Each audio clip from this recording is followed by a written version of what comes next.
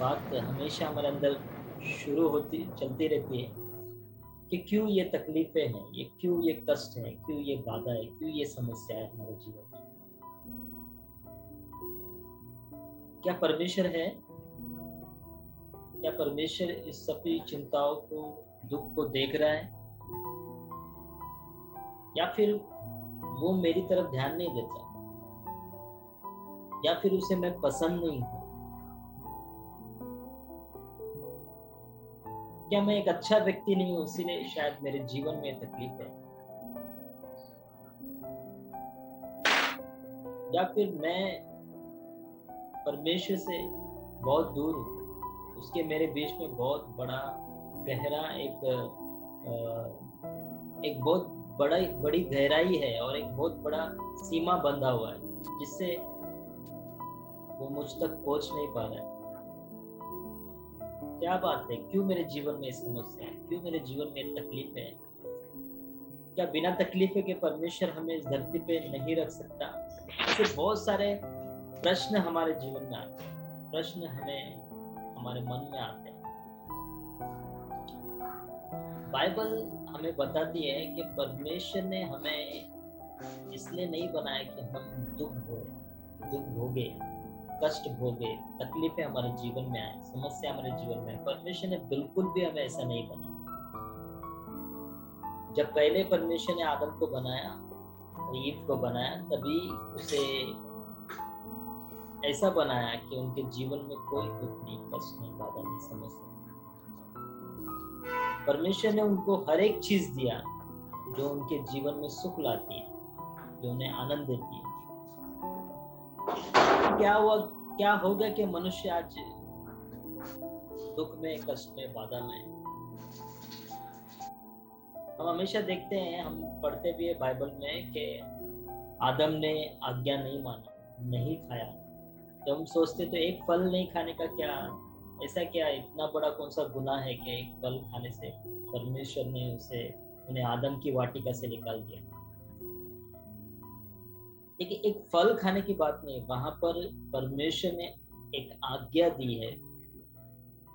परमेश्वर ने उनके ऊपर एक आज्ञा को रखी है, और परमेश्वर जब उनको एक आज्ञा देता है तो वो लोग ने उस आज्ञा को किस तरह लिया और उसको कितना परमेश्वर को अहमियत दिया, परमेश्वर को कितना दर्जा दिया, परमेश्वर को कितना उन्होंने जगह दी, परमेश्वर की बात को कितना उन्होंने स्वीकारा, उसके बात पर कितना ध्यान दिया, ये बहुत जरूरी है।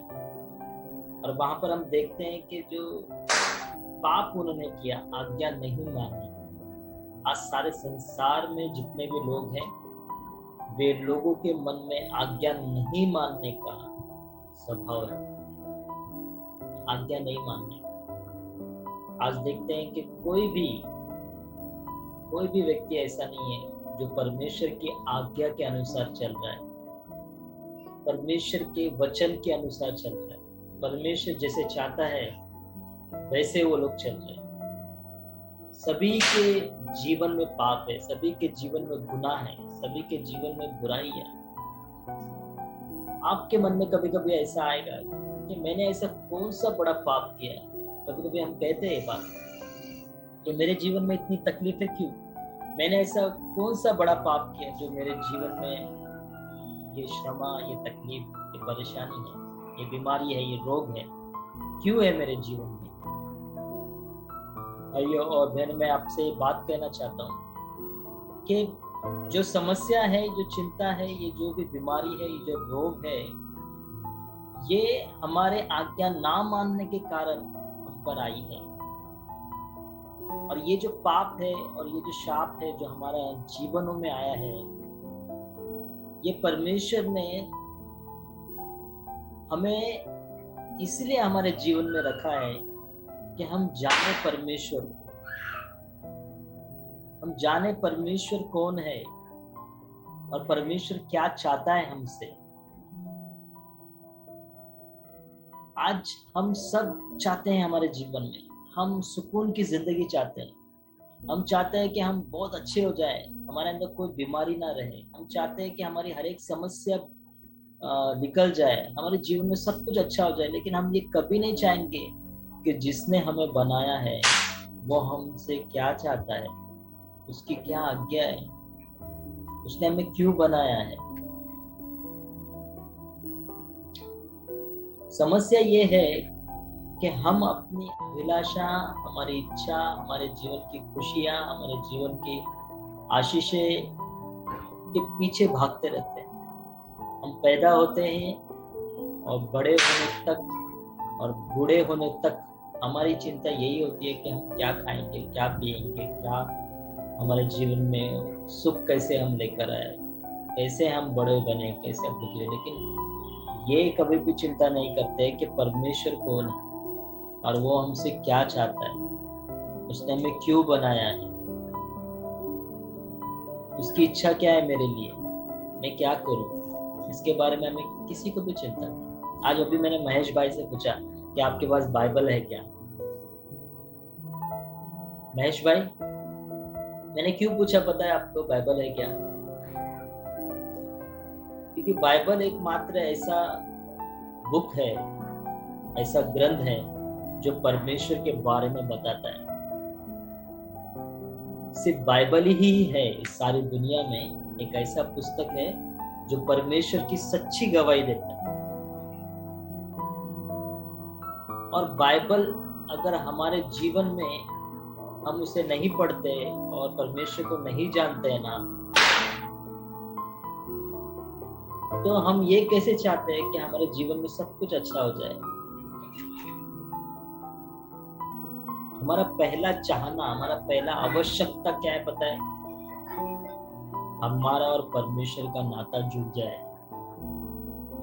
हमारा और परमेश्वर का संबंध जुड़ जाए, हमारा और परमेश्वर का संबंध बन जाए और परमेश्वर की इच्छा मेरे जीवन में पूरी होने लगे। परमेश्वर के काम जो है, परमेश्वर जो चाहता है, जिस कारण उसने मुझे बनाया है, वो मेरे जीवन में होने लगे। मैं क्यों बातें कह रहा हूँ पता है आपको? क्योंकि प्रभु यीशु मसीह इस धरती पे इसलिए आए कि हम नाश ना हो पर अनंत काल का जीवन पाए। इस धरती पे जरूर हमें समस्याएं, तकलीफें, बाधाएं, समस्याएं, लेकिन परमेश्वर हमें वो जीवन देना चाहता है जहां पर कोई तकलीफ नहीं है, जहां पर कोई समस्या नहीं है, जहां पर कोई चिंता नहीं है, जहां पर कोई आंसू नहीं है। वहां पर सिर्फ सुख है, सुख है और आनंद है और शांति है। ये 80 साल के जीवन के लिए, ये 90 साल या फिर 70 साल या 60 साल के इस जीवन के लिए हम बहुत प्रयास कर रहे हैं, बहुत दुख उठा रहे हैं। लेकिन परमेश्वर हमें सिर्फ यही नहीं देना चाहते, इससे कहीं अधिक परमेश्वर हमारे जीवन में देना चाहते हैं। ये जानने के लिए कि वो जो अनंत काल का जीवन क्या है, इस धरती पे हमें भेजा गया है। और हम सब कुछ हमारे जीवन में करते हैं, लेकिन परमेश्वर के अनंत काल के जीवन को नहीं पाते हैं, तो क्या लाभ? बाइबल में एक जगह पे ऐसे लिखा है कि एक व्यक्ति सारी दुनिया को पा लेता है, सारे जीवन की सब सुख को भोग लेता है, लेकिन अपने जीवन को नहीं बचा सकता या अपने प्राण को नहीं बचा सकता, तो क्या लाभ है?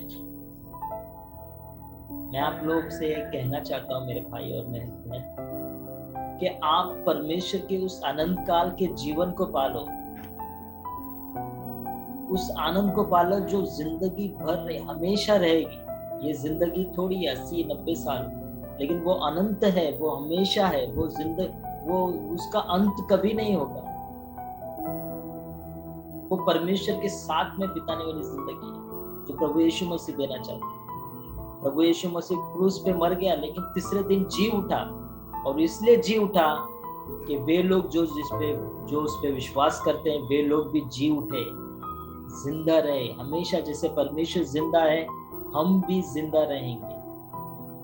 ये आशा से हमें अपनी जिंदगी बितानी है। चाहे यहाँ पर हमें कुछ चीजें नहीं मिली, कुछ बातें हमारे जीवन में नहीं पूरी हुई, कुछ दुख हमारे जीवन में, कुछ सुख नहीं है हमारे जीवन में, लेकिन ऐसा एक सुख जो परमेश्वर हमें देने जा रहा है, उसकी आशा में हमें अपना जीवन बिताना है। बाइबल ये कहती है जब आप उसके राज्य को ढूंढते हैं, अगर आप उसके पहले उसके राज्य को ढूंढते हैं तो वो सब कुछ जो आपको चाहिए परमेश्वर दे देता है। उसका राज्य क्या है? उसका राज्य उसका अनंत काल का जीवन है। क्या हम सब उसके राज्य की और उसके राज्य को ढूंढ रहे हैं?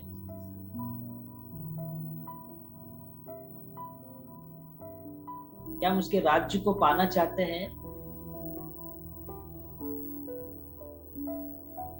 वहां पर लिखा है पहले उसके राज्य को ढूंढे, पहले उसके राज्य को ढूंढे। हम क्या कहते हैं? पहले हम अपने समस्या की समाधान को चाहते हैं। पहले हमें रोटी कपड़ा मकान चाहिए। हमें इस धरती पे सुख और विलास से जीवन जीना है। हमारे जीवन की हर समस्या का समाधान हमें चाहिए, पहला वो। बाद में परमेश्वर को देखेंगे, बाद में हम परमेश्वर के बारे में सोचेंगे। हाँ, परमेश्वर क्या चाहते हैं वो बात की बात है, लेकिन अभी तो हमें हमारा पेट भरना, हमें अच्छे कपड़े पहनना, हमें गाड़ी में घूमना है, हमें बड़ा घर चाहिए, हमारे जीवन में बहुत सारा सुख चाहिए। पहले हम चाहते हैं, बाद में परमेश्वर। बाइबल में एक भक्त ऐसा कहते हैं कि आप मांगते हो और आपको मिलता इसलिए नहीं है क्योंकि आप अपने भोग विलास में उड़ा देना चाहते हो। जो मांगते हो आप इसलिए मांगते हो क्योंकि आप उस अभिलाषा से मांगते हो कि अपने भोग विलास में उसे उड़ा दो, इसीलिए नहीं पाते हो। कुछ प्रार्थनाएं हमारे लिए सुनी नहीं जाती है। क्यों नहीं सुनी जाती है? क्योंकि परमेश्वर की इच्छा नहीं है उसमें। हमें ऐसी प्रार्थना करनी चाहिए कि परमेश्वर की इच्छा क्या है। परमेश्वर तेरी इच्छा जो है वो हमारे जीवन में पूरी हो। बाइबल, अगर हम आपके पास मोबाइल फोन है, सभी के पास फोन है, मोबाइल फोन है, सबके पास मोबाइल फोन है, सबको मोबाइल मिला है। जिस कंपनी ने बनाया है उसने अपनी आवश्यकता के अनुसार उसे बनाया। सब लोग सुन पा रहे हैं मुझे? मोबाइल जो है वो जिस कंपनी ने बनाया है उसने अपने सोच और विचारों से अपनी आवश्यकता के अनुसार बनाया कि मोबाइल फोन से लोगों से बात हो सके, उसमें वीडियो देख सके और बहुत सारे काम देख सके। क्या मोबाइल खुद चाहता है कि नहीं, मैं ऐसा नहीं, मुझे कुछ अलग तरीके से बनना चाहिए? मोबाइल खुद अपने बारे में सोचता है कि नहीं, मुझे ऐसा नहीं रहना चाहिए, मुझे कुछ अलग तरीके से होना चाहिए मेरे साथ। तो आप सोचे कैसा रहेगा? बनाने वाला अपनी आवश्यकता के लिए बनाता है। ऐसे परमेश्वर ने हमें बनाया है, उसकी महिमा के लिए बनाया है, उसके नाम को ऊंचा करने के लिए बनाया, उसके कार्य के लिए बनाया, उसके जैसा बनाया परमेश्वर। हम क्या चाहते हैं? नहीं, हमारी इच्छा पहले पूरी हो जाए। हम क्या चाहते हैं वो हमारे जीवन में होना बहुत जरूरी है। परमेश्वर क्या चाहता है वो नहीं। आपके लिए आपका बनाने वाला मुख्य नहीं है, आपके लिए आप पहले मुख्य हो। आपके लिए पहले आप जरूरी हो, लेकिन आपके लिए आपका बनाने वाला आपके लिए अहमियत नहीं है। वहां पर गलती हो जाती है। जिसने हमें बनाया है वो हमारे लिए बहुत प्रमुख होना चाहिए, और उसके अधीन जब हम रहना शुरू करते हैं, उसकी इच्छा के अनुसार हम जीना चाहने लगते हैं, उसके आज्ञा के अनुसार हम चलने लगते हैं, तो परमेश्वर जो हमें चाहिए ना वो सब कुछ हमें दे देता है। बाइबल में ऐसा लिखा है कि बहुत सारी बातें जो हम मांगते हैं वो भी, जो नहीं मांगते, जो हमने मन में सोची है वो भी परमेश्वर दे देता है। हमारे मांगने से पहले वो हमें जानता है हमें क्या चाहिए, देना चाहिए, हमें क्या चाहिए वो हमें दे देता है। क्यों दे देता है? क्योंकि हम उसके मार्गों पे चलते हैं, उसकी आज्ञा के अनुसार चलते हैं, उसकी इच्छा को पूरा करना चाहते हैं। तो मैं आज आप लोगों से यही कहना चाहता हूँ कि परमेश्वर की आज्ञा मानना बहुत ज़रूरी है। परमेश्वर की आज्ञा बहुत सरल है, तो कोई बहुत बड़ी ऐसी आज्ञा नहीं, बहुत कठिन आज्ञा नहीं है जिसको हम पालन नहीं कर सकते, बहुत सरल है। उसकी आज्ञा मानना और उसकी इच्छा के अनुसार चलने की जब हम चाहत करते हैं, परमेश्वर हमारी हर एक प्रार्थना सुनने लगता है। बहुत सारे वचन हैं, लेकिन मैं इसलिए नहीं पढ़ रहा हूँ क्योंकि हम बहुत लोग जो है परमेश्वर का वचन पढ़ते ही नहीं है, बाइबल हम पढ़ते ही नहीं, हम परमेश्वर की इच्छा को जानना ही नहीं चाहते। और जो कोई परमेश्वर की इच्छा को जानने की आशा रखता है ना, परमेश्वर उनके जीवन में रोज एक अद्भुत करता है, रोज एक चमत्कार करता है, रोज उनके जीवन में एक आशीष करता है, रोज एक जीवन में उनके ब्लेसिंग करता है, क्योंकि वो अपनी नहीं परमेश्वर की इच्छा को पूरा करना चाहता है। तो आइए मैं आप लोग से निवेदन करता हूँ कि परमेश्वर की इच्छा और उसकी आज्ञा के अनुसार चलने के लिए अपने मन को थाने, सिर्फ अपनी समस्या को ठीक करने के नहीं, लेकिन परमेश्वर के पास जाने के लिए, परमेश्वर के अनंत काल के जीवन को पाने के लिए आप आशा बनाएंगे। देखिए, ये संसार जो ये जीवन है ना, ये थोड़े दिन का जीवन है। सभी लोगों को एक दिन जाना ही है, आपको भी जाना है, मुझे भी जाना है, सभी को जाना है। आज हम देख रहे हैं संसार में लोग अचानक गुजर जा रहे हैं, कभी भी किसी की मौत आ जाए ये किसी को पता नहीं। कुछ दिनों में हमने देखा कोरोना वायरस से लाखों करोड़ों लोग मर गए। हमने देखा कई लोग फिल्म एक्टर्स जो है वो अचानक मर जा रहे हैं। जब हम ये सब देखते हैं तो इससे हम क्या सीखते हैं? परमेश्वर के आने का समय नजदीक है, परमेश्वर जल्दी आने वाला है, और ये सिग्नल है इसका कि हमें भी एक दिन जाना है, सबको जाना है। इसीलिए मैं आप लोग से निवेदन करता हूँ कि हम सब जाने वाले हैं, लेकिन हम कहाँ जाने वाले हैं इसके बारे में सोचना बहुत जरूरी है। क्या हम उस अनंत काल को पाने के लिए तैयार हैं? उस परमेश्वर की इच्छा को पूरा करने के लिए तैयार हैं? परमेश्वर की आज्ञा के अनुसार चलने के लिए तैयार हैं?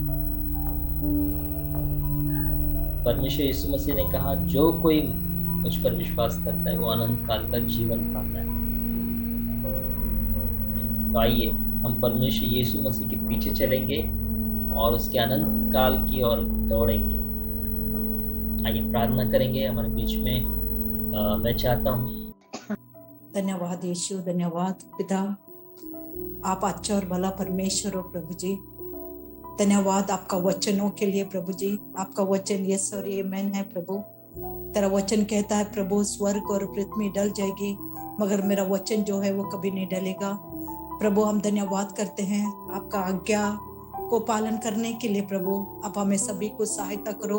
ये हमारा शक्ति से या हमारा सामर्थ्य नहीं हो सकता है प्रभु, आपका आत्मा के द्वारा आप सभी को हमें प्रभु अगुवाई करो करके राजा हम आपसे दुआ करते हैं। आपका मार्गों में चलने के लिए, आपका वचन का अनुसार चलने के लिए प्रभु जी, आपसे प्यार करने के लिए प्रभु जी, हालेलुया, आपको पहला स्थान देने के लिए प्रभु जी।